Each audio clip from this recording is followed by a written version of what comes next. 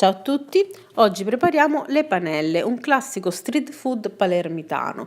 Le panelle sono senza glutine e fatte soltanto con farina di ceci, acqua, prezzemolo, sale e pepe nero.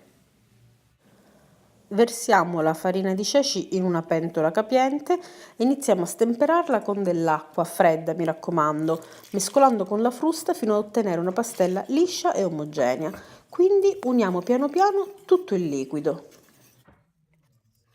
Dopo aver aggiunto tutta l'acqua otterrete un liquido fluido. A questo punto mettiamolo sul fuoco basso e cuociamolo mescolando continuamente perché tende ad attaccarsi.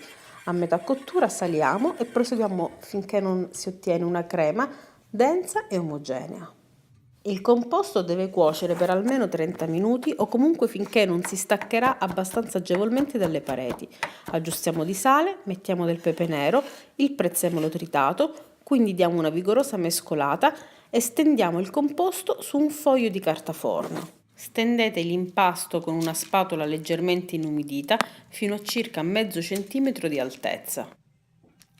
Vi do un consiglio: per stenderlo meglio copritelo con un altro foglio di carta forno e utilizzate semplicemente un mattarello. Vedrete che il composto si solidificherà immediatamente. A questo punto ritagliate le panelle a forma di rettangolo come si usa a Palermo e friggetele in abbondante olio di semi di arachide a circa 165 gradi di temperatura. Le panelle si possono gustare da sole, cosparse con un pochino di sale e qualche goccia di limone, come si usa a fare alla Vucciri a Palermo, oppure mangiandole dentro il panino quello con il sesamo, la ciuciulena. In ogni caso, buon appetito!